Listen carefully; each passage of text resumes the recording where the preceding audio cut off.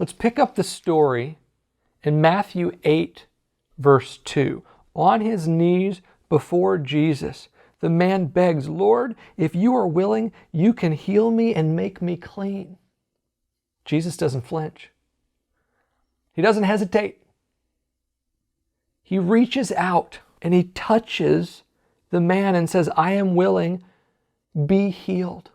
And as you might expect, the leprosy dissolved immediately. In Matthew's gospel, this healing is the first real demonstration of Jesus' power that he expounded upon. They knew him. I mean, it describes him as a healer before this, like before the Sermon on the Mount. But this is the first one that's really explained. And that's not coincidental. Everything about the encounter describes God's goodness in a way that flies in the face of what people believed about God since Moses.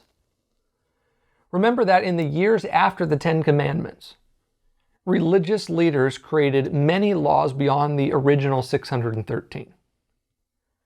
Now, those laws, yes, did include instructions for lepers to be isolated, and that was to preserve the health of the people. But humans took it further. Still many years from a full revelation of good and evil, we talked about that in the last message, and still many more years, many more years, from any scientific explanations for disease, people interpreted leprosy back then as one of God's punishments for sin, and they therefore treated lepers as one of God's enemies. But if God was mad at lepers, Jesus sure didn't show it. His reaction was quite the opposite, actually.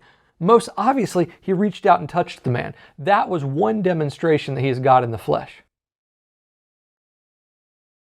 But there's more here than what meets the eye, at least to we modern readers. Back then, God and sinners could not be present together without some sort of buffer. And this began again in the days of Moses.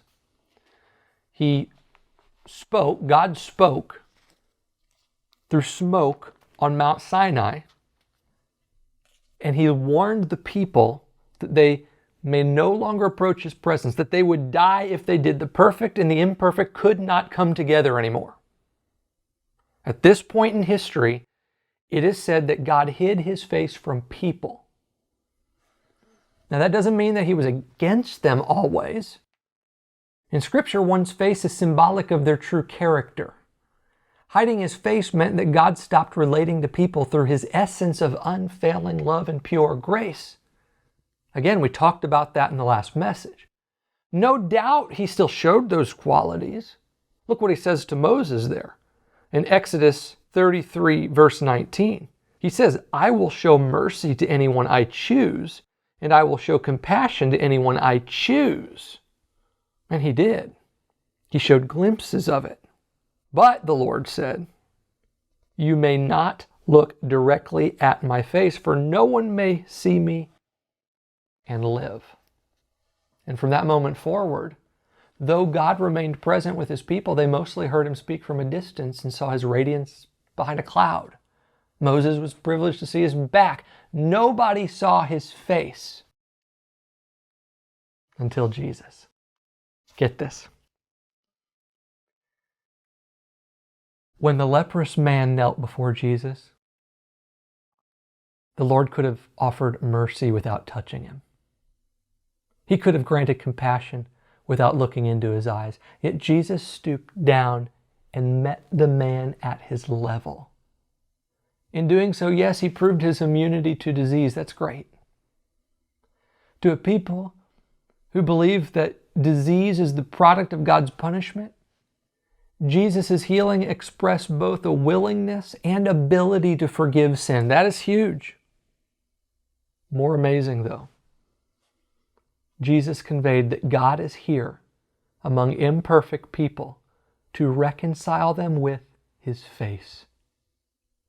That's a message that he continued with nearly every subsequent healing. You'll notice sometimes in the Gospels, like when he healed the bleeding woman, he turned to her. He faced the people. But this was only the beginning. Jesus had much more to say through what he did.